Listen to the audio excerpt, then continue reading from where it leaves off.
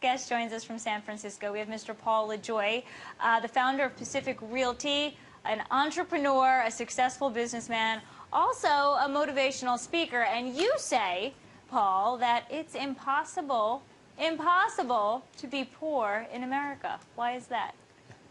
Well, I think so. Hi, Lauren. How are you? I'm good. How are you, Paul? I'm doing great. I think it's impossible to be poor in America after 10 years of observing American society, and I've lived around the world. I was born in Africa. I was born in Cameroon, in a poor country. I went to school in England, and then I lived in Asia, Taiwan. And Quite after a story. 10 years here, yes, after 10 years here in America, I think it's impossible to be poor in America. And people challenge that, but I think I really want to inspire them and say, read my book. It's a very short book. It's less than 150 pages. And if you are not making more than $23,000 a year in America, then I can show you how to make that amount of money even in 3 months. I think your critics they don't have your story. You came from an unfortunate beginning in the country that you were living. You're educated, you're self-made. You've seen so many things. Other people don't have that vision, and you do. And that's why you have 5 surefire ways to prevent failure, and obviously with preventing failure, making it essentially impossible, like you say, to be poor. What are some of those ways? You say here short-sightedness, that's a big problem. Yes, exactly. See, if you're short-sighted, you're only living for today, and you're not living about, the future. If you only think about yourself and not think about us, okay? If you don't think about your society, if you don't think about your neighborhood, guess what is happening? Then you only think about yourself. You're living hand to mouth. Then what's happening is that you're bound to fail because you don't have a vision. You see, I live here in the Bay Area where you have Google, Facebook, Yahoo, Twitter, all these companies. You have PayPal, you have eBay. How can you not be inspirational? How can you not have a vision to be like these people? They got 2 eyes, 1 nose, 1 head, just like the rest of us. And so I'm so inspired to be here, and I kind of think if you live, especially here in the Bay Area, in the San Francisco Bay Area, and you are not inspired by these companies, guess what? Then I think you have yourself to blame. So you got to start with a vision. Today is the first day of the rest of your life, so you got to have a vision. For lack of a vision, people perish. If you don't have a vision, guess what? You're bound to fail, right? Think big. So you can say, go big, think big, or go home, right? Exactly, that's what it is. So you must start first with a vision. What do you want to be in the future? What do you want for your life? What do you want for your children and your grandchildren? I'm inspired by you. You're certainly a motivational speaker for me. Can you tell us a little bit about your story? Because you did start a company, right? Pacific Realty Partners? Yes. Okay, see, I started Pacific Realty Partners in 2007. 2007, when the economy was going down. That's when I started, right? So basically, and what happened was that I was about to throw in the towel because I went from January to June without a penny. I did not make any money. I was about to leave America and head back to Asia, where I came from, at least prior to me moving to America, But that's when I started the company, Pacific Realty Partners. I thought when the going gets tough, the tough get going. So I saw at that time, who are those people foreclosing on the properties? Who are those people selling properties? Being a real estate broker, I thought, okay, cool. If you can't beat them, join them. The banks were the ones foreclosing on properties at that time. So I started a company, and I started doing what they call BPOs, broker price opinions for the banks.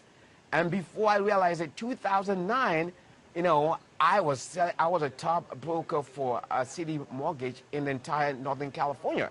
So again, when the going gets tough, the stuff get going. And now my company is one of the fastest growing companies here in the Bay Area.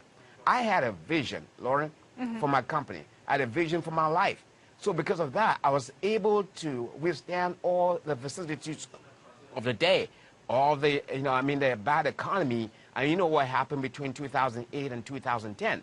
But today, we're so vibrant. I have people want to invest with me. People want to be exclusive to me to buy properties here in the Bay Area and across the country. So that's the vision part, But you got to be determined. You have to have the determination. If you say, I have a vision, but you're not determined, right? Then you're going to fail. You got to have the discipline. You got to be so disciplined, because, there's certain things I have to forego, I have to sacrifice to get to where I want to be. because my vision, I have to be so laser focused on my vision that this is what I want to be. And so I'm going to have some distractions along the way, but I am not going to give up. People give up so easily. And when we watch people like Michael Jordan or Kobe Bryant, they play basketball and they play so easily. You know, we think that, okay, they were made, cut out for that. No, they're determined, they're disciplined. And because of that, things become second nature to them. If you see someone... What do you mean here by instability? Instability, exactly. Instability is people, you know, if you find someone, I have some agents in my company, you know, who just stay there and they just think, okay, Paul is a hotter shot right now. So what will happen is that they join the company, but they don't see the long-term vision. They're not determined. So what will happen is that they just jump from one company to another. So if someone is out there, yeah, that's instability, right? See, for example, in most countries in the world, I mean, third world countries, what do you see? Countries in Africa, you have coup d'etats all the time. There's instability. Because of instability, you have failure. Same thing for the individual. If you have instability in your life, you're not determined, if you're not disciplined, you're bound to fail. You're bound to fail, as simple as that. But America is such a great country that, I mean, it provides all the infrastructure that, you know, I mean, if you fail here, then you have yourself to blame.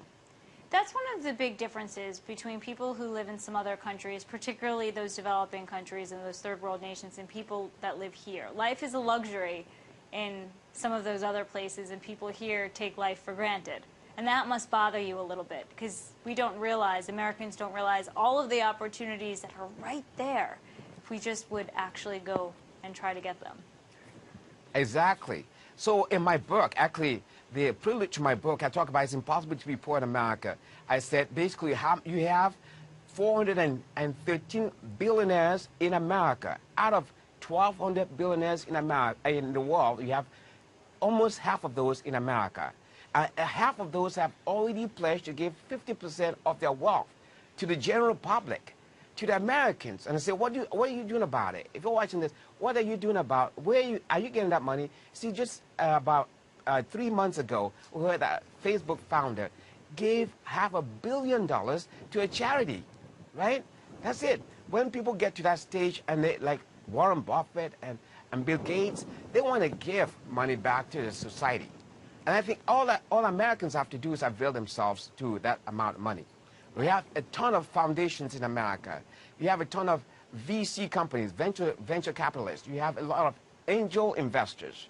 You know, people like this want to invest in you, right? Paul Lejoy. So the opportunities are there. We have to end it there. Thank you so much. Oh, I thank you, Lauren. Your website is on the screen.